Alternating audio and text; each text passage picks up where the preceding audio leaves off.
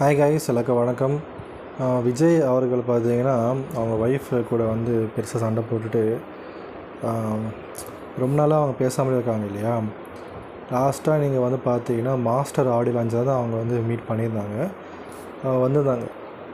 But அதுக்கு அடுத்து வந்து வாரிசு படம் வந்தது, பீஸ்ட்டு வந்தது, அப்புறம் என்ன படம் வந்தது, வாரிசு, பீஸ்ட்டு, லியோ வந்தது, அப்புறம் கோட் படம் வந்தது, இப்போது ஜனநாயகன் படம் வருது. ஸோ மாஸ்டருக்கு அடுத்து பார்த்தீங்கன்னா ஒரு 5 படம் நடிச்சிட்டார் இல்லையா. பட் 5 படம் நடித்தாலுமே அவங்க ஒய்ஃப் வந்து கடைசியாக வந்து மாஸ்டர் படம் தான் வந்திருந்தாங்க. அதுக்கு அடுத்து வந்துட்டு வாரிசு படத்துக்கு ஆடியோ லான்ச் வச்சாங்க. பட் அவங்க ஒய்ஃப் வரல. ஆமாம், வரல தான் நினைக்கிறேன். ராஷ்மிகா கூட இருந்திருப்பார். அதுக்கு அடுத்து வந்துட்டு கோட்டு படத்துக்கு வந்து ஆடியோ லான்ச் வந்து எதுவும் வைக்கல. லியோ படத்துக்கும் ஆடியோ லான்ச் எதுவும் வைக்கல. பட்டு லியோ படத்துக்கு வந்து சக்ஸஸ் மீட் வச்சுருந்தாங்க. அந்த சக்ஸஸ் மீட்டுக்குமே வந்துட்டு அவங்க ஒய்ஃப் வரல.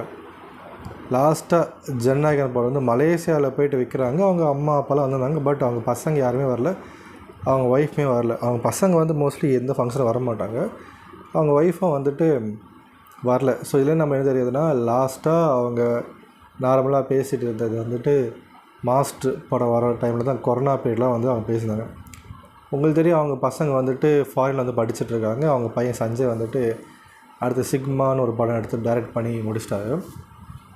அந்த படத்துக்கு கூடமே பெருசாக வந்து விஜய் அவருக்கு வந்து சப்போர்ட்டே சுத்தமாக பண்ணல.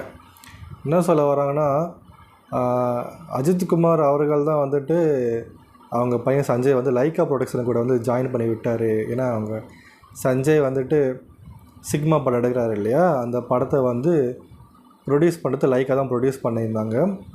என்ன சொல்கிறதுனா, சுரேஷ் சந்திரா, அதாவது அஜித்குமாரோடைய மேனேஜரான சுரேஷ் சந்திரா தான் வந்துட்டு சஞ்சய் வந்துட்டு லைக்கா ப்ரொடக்ஷன் கூட ஜாயின் பண்ணி விட்டார். ஏன்னா அப்போது வந்து அந்த விடாமுயற்சி படம் வந்து எடுத்துகிட்டு இருந்தாங்க இல்லையா, அந்த டைமில் வந்துட்டு அவர் தான் வந்து ஜாயின் பண்ணி விட்டார்ன்ற மாதிரி சொல்லப்படுது. இது எந்த அளவுக்கு உண்மைலாம் தெரியல.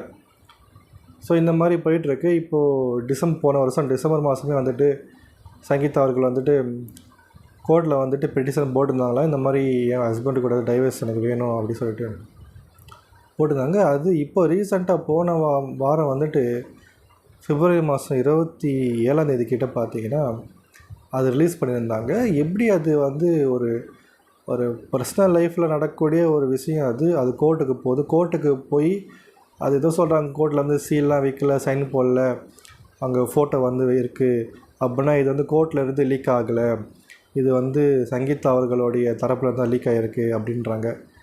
அது எப்படி லீக் ஆகும்? அவங்கக்கிட்ட வந்து சோசியல் மீடியா அக்கௌண்ட்டே கிடையாது. அவங்க வக்கீல்கிட்ட அக்கௌண்ட் இருந்தாலுமே அவங்க எதுக்கு லீக் பண்ணோம்?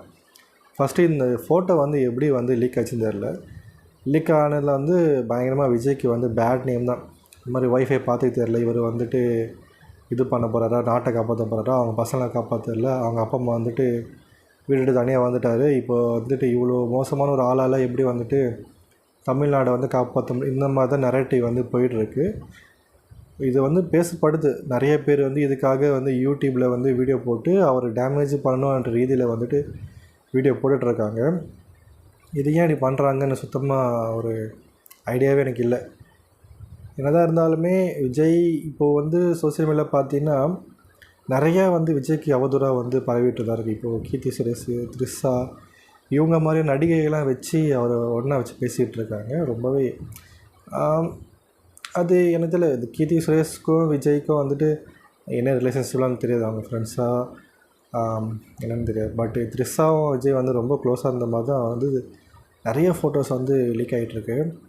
உங்களுக்கு தெரியும், அந்த த்ரிஷா வந்து அடிக்கடி வந்துட்டு ஃபாரின் கண்ட்ரிஸ்லாம் போகிறது, கப்பலில் ட்ராவல் பண்ணுறது, லிஃப்ட்டில், இந்த மாதிரி நிறைய ஃபோட்டோஸ்லாம் வந்திருந்து. அதே விஜயுமே அடிக்கடி ஏர்போர்ட்டில் பார்க்குற மாதிரி ஃபோட்டோஸும் நிறைய வந்திருக்கு. இதை ரெண்டுமே கனெக்ட் பண்ணுற விதமாக நிறைய விஷயங்கள் வந்து மாட்டுது. விஜய் அவர்களோட ஷூ, அவங்க த்ரிஷா அவர்கள் போடக்கூடிய ஃபோட்டோ, இன்ஸ்டாகிராம் ஃபோட்டோவில் அவங்க போடுற விஷயங்கள், இது எல்லாமே ஜாயின் பண்ணி இவங்க 2 பேரும் தான் வந்துட்டு கப்பலில் ட்ராவல் பண்ணிகிட்ருக்காங்க, இவங்க 2 பேரும் தான் வந்து ஊர் சுற்றிட்டுருக்காங்க, இந்த மாதிரி நிறைய விஷயங்கள் வந்து பரவிட்டுருக்கு. மேபி இது உண்மையாக கூட இருக்கலாம், தப்பாக நம்ம சொல்ல முடியாது. ஏன்னா இவங்க 2 பேரும் இப்படி ஒன்றா சுற்றத்தினால தான் சங்கீதா அவர்கள் வந்து இதை பிடிக்காமல் விஜய்கிட்ட பேசாமல் வந்து விலகியிருக்காங்க. அது மோஸ்ட்லி எனக்கு தெரிஞ்சு ஒரு 60-70% உண்மையாக தான் இருக்கும் அப்படின்னு நான் நினைக்கிறேன். ஏன்னா விஜயை ஃபாலோ பண்ணுற எனக்குமே வந்து இந்த விஷயத்தில் விஜய் இப்படி பண்ணியிருப்பாருன்னு நம்ப முடியல. ரொம்பவே இப்படி பண்ணிட்டாரு, இப்படி பண்ணிடக்கூடாதுல்ல அப்படின்ற மாதிரி தான் இருக்குது. ஏன்னா லாஸ்ட் ஒரு 5 இயர்ஸாகவே அவங்க ஃபேமிலி கூட பெருசாக அட்டாச்சே இல்லை. அதுக்கு முன்னாடியே அவங்க அப்பா கூட சண்டை போட்டு தான் விஜய் வந்து பேசாமல் ரொம்ப நாளாக பேசாமல் இருந்தார். அது உங்களுக்கு தெரிஞ்ச விஷயம் தான். அவங்க அம்மா கூட க்ளோஸாக தான் இருந்திருப்பார் விஜய் கூட. பட் இப்படி நடக்கும்போது விஜய்க்கு வந்து இது பெரிய ஒரு ஆபத்தாக கேட்டிங்கன்னா, ரொம்ப படிக்காதவங்க இது ஒருத்தனுக்கு ஒருத்தி தான் தமிழ்நாட்டு கல்ச்சர் ரொம்ப ஃபாலோ பண்ணுறவங்களுக்கு இது பயங்கரமாக வந்து பாதிக்கப்படும். பட் அப்படி பயங்கரமாக கல்ச்சரை ஃபாலோ பண்ணுறவங்க வந்துட்டு விஜய்க்கு ஓட்டு போடுவாங்களா, இல்லை விஜய் கட்சியில் இருந்திருப்பாங்களா, விஜய்க்கு ஓட்டு போட்டு அவங்க நினச்சிருப்பாங்களான்னு எனக்கு தெரியாது. பட் கட்சியில் இல்லாத நிறைய பேர் வந்துட்டு இந்த 2026 வந்துட்டு இதெல்லாம் ஒரு பெரிய பிரச்சனையே அப்படின்னு நிறைய பேர் எல்லாம் பேசப்படுது அப்படின்ட்டு பார்க்க தான் படுது. ஏன்னா இதில் என்ன இருக்குது, இது வந்து அவங்க 2 பேர் செட் ஆகாமல் பிரிஞ்சுட்டாங்க ஏதோ ஒரு விஷயமானு சொல்லிட்டு நிறைய பேர் விஜய்க்கு சப்போர்ட் தான் பேசிகிட்ருக்காங்க. ஸோ ஓப்பனாக வந்துட்டு இது யார் பண்ணாங்க, இது யார் லீக் பண்ணாங்க அதெல்லாம் முக்கியம் கிடையாது. இது விஜய் ஒரு தப்பு பண்ணிட்டாரு. இவ்வளோ வயசுக்கு அப்புறமா அவங்க ஒய்ஃபை வந்துட்டு பிரிஞ்சு போய் இன்னொரு ஹீரோயின் கூட அவள் தொடர்பில் இருக்கிறதுல வந்துட்டு எனக்கே உடன்பாடு கிடையாது. பட் இது நம்ம பேசுகிறத விட கோர்ட்டு வந்து அவங்களுக்கு டைவர்ஸ் கொடுத்தாலுமே இது பெருசாக பாதிக்கப்படாது.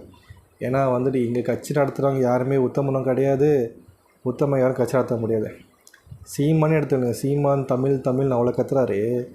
அவர் என்னெல்லாம் பண்ணாருன்னு வீடியோஸ்லாம் நிறைய இருக்குது. அதெல்லாம் நீங்கள் பார்த்தீங்கன்னா சீமானுக்கு ஓட்டே போட மாட்டீங்க.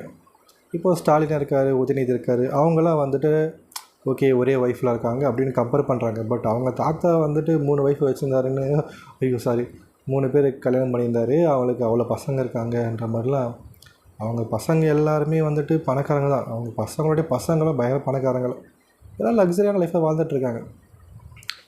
இப்போது ஜெயலலிதா அவர்கள் மட்டும்தான் வந்துட்டு மேரேஜ் பண்ணாமல் இருந்தாங்க. பட் அவங்களோட கதைலாம் உங்களுக்கு தெரிஞ்சிருக்கும். அவங்களாம் யார், என்ன பண்ணாங்க, அவங்க எப்படிலாம் பேசப்பட்டாங்க அப்படின்னு தெரிஞ்சிருக்கும். ஸோ எல்லோரும் இங்கே ஒழுங்கெல்லாம் கிடையாது, இப்படிலாம் இருக்க தான் செய்யும். இதெல்லாம் நம்ம வந்து பெருசாக எடுத்தக்கூடாதா, இதெல்லாம் உங்கள் கலாச்சாரத்தையும் உங்களுடைய நம்பிக்கையும் முடிவு பண்ணி தான் இதெல்லாம் இருக்குது. இது பெருசாக விஜய்க்கு பாதிப்பு ஏற்படுத்தாது அப்படின்றது தான் என்னுடைய கருத்து. ஓகே, இன்னொரு வீடியோவில் பார்க்கலாம். தேங்க்யூ.